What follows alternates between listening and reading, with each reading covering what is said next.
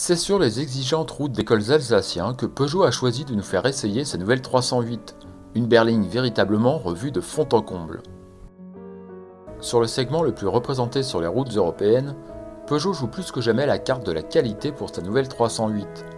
Des lignes racées, un équipement très riche et un intérieur qui fleure bon le premium viennent compléter un plaisir de conduite qui n'a pas usurpé son appellation. Une autre nouveauté, et non des moindres, est à chercher dans la symbolique, avec pour la première fois une auto qui ne change pas de numéro chez la marque au Lyon. La 308 est remplacée par la nouvelle 308, un véritable changement. Alors on a effectivement décidé de stabiliser notre système d'appellation avec l'arrivée de la nouvelle 308. Alors pourquoi ? Eh bien parce qu'on a voulu donner plus de stabilité et de lecture facile pour les clients à nos modèles. Donc on a décidé de façon mondiale, internationale, de stabiliser notre système d'appellation au numéro 8, de façon à ce que les clients aient une lecture beaucoup plus immédiate et une identification beaucoup plus immédiate de nos différents modèles. Le style de la nouvelle 308 est totalement changé. Plus basse, plus courte et plus légère de presque 140 kg, sa ligne générale lui confère une certaine sportivité renforcée à l'avant par les optiques full LED sur notre finition. Avec les feux diurnes en guise de paupières de phare, la signature lumineuse de la 308 est facilement reconnaissable de face.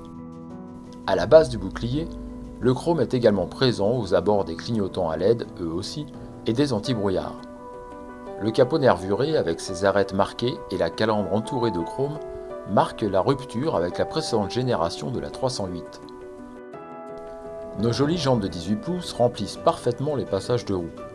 De profil, la silhouette semble plus compacte que jamais pour cette auto de 4,25 m. La surface de vitrage reste tout de même importante et est entièrement entourée de chrome comme on s'y attend sur des autos premium. L'arrière n'est pas oublié, avec un travail remarqué là aussi, pour mettre en exergue les larges voies de la 308. C'est sans doute cette ligne trapue qui se remarque le plus au premier coup d'œil. On note l'idée des feux de la 208 qui est reprise, avec cette forme de crosse sur les côtés, et à l'arrière, les trois griffes pour une signature lumineuse reconnaissable entre toutes. Ces feux à LED sont de série sur toutes les finitions.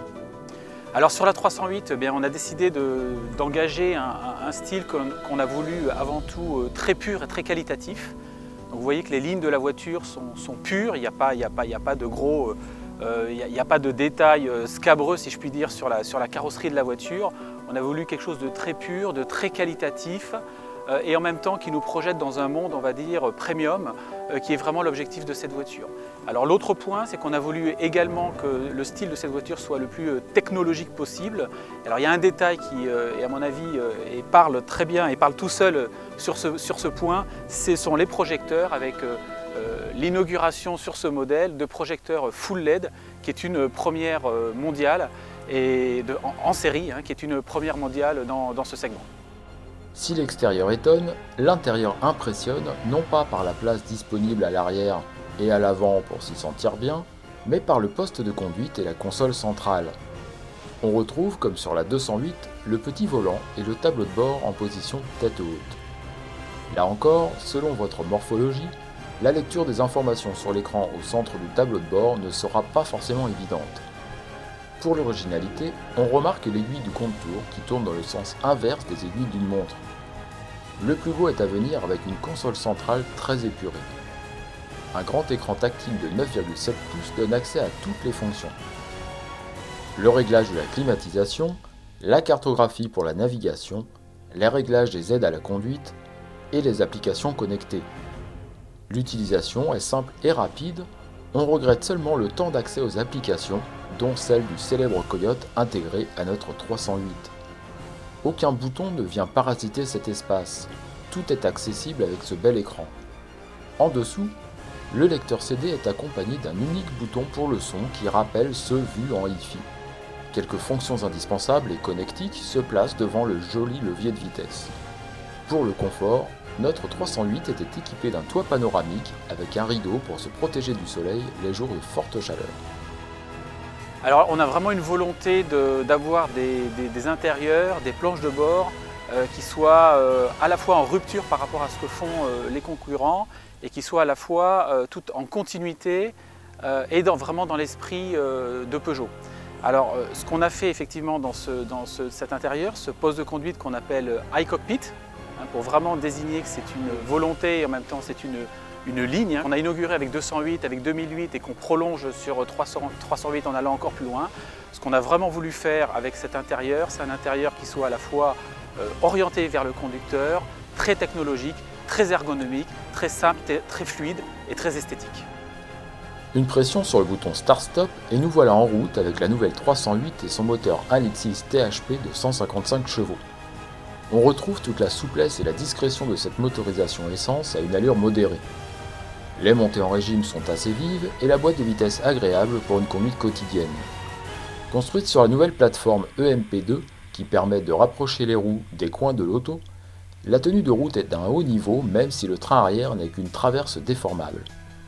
Le guidage est précis et la remontée d'informations au volant très pertinente pour une conduite plus engagée. La nouvelle 308 ne s'ouvre pas le moins du monde et les appuis sont francs. L'auto se place comme on le souhaite, aidé en cela par le petit volant qui favorise les mouvements rapides. L'autre point remarquable est l'amortissement.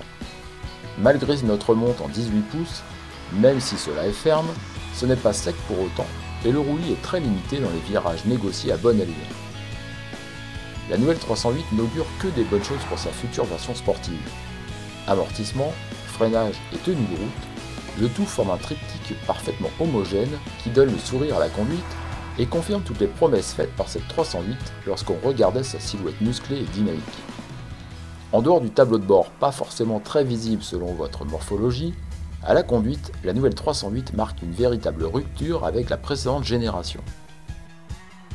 Peugeot avait lancé sa montée en qualité avec la nouvelle 208 qui remplaçait avec style la vieillissante 207. La marque au lion persiste avec une nouvelle 308 qui n'a plus rien à voir avec l'ancienne. La deuxième génération de la 308 propose des lignes racées, un intérieur aussi sobre qu'élégant et une dynamique de conduite de haut niveau pour celui qui aime conduire ou plus simplement pour la sécurité au quotidien. Le plus intéressant dans tout ceci est que finalement, si la qualité perçue fait un impressionnant bond en avant, le tarif reste tout à fait compétitif pour une gamme qui débute à 17 800 € pour aller jusqu'à 28 350 € hors option. Notre nouvelle 308 1.6 THP de 155 chevaux en finition féline est à 27 500 €. On peut par exemple hésiter avec la Ford Focus 1.6 EcoBoost de 150 chevaux titanium à partir de 24 450 €, la Volkswagen Golf 1.4 TSI de 140 chevaux Cara à partir de 27 130 €, ou encore la Renault Mégane 1.2 Energy TCE de 130 chevaux Bose à partir de 25 670 €. De notre côté, on aime bien le style intérieur très épuré et pratique, les qualités dynamiques de haut rang, la montée en qualité très réussie, et on aime un peu moins la lenteur d'accès aux apps connectées, la visibilité réduite par la lunette arrière et la sonorité du rappel du clignotant. On termine avec la fiche technique de la Peugeot 308 1.6 THP de 155 chevaux, disponible à partir de 27 500 €. Sa puissance est de 155 chevaux à 6000 tours par minute, son couple de 240 Nm à 1400 tours par minute, ses émissions de CO2 sont de 129 g par km, sa masse de 1165 kg avec les pleins, sa consommation mixte de 5,5 litres au 100 km, son volume de coffre va de 470 à 1309 litres, le 0 à 100 en 8 secondes et le 80 à 120 en 10,3 secondes en 5e l'avant-dernier rapport.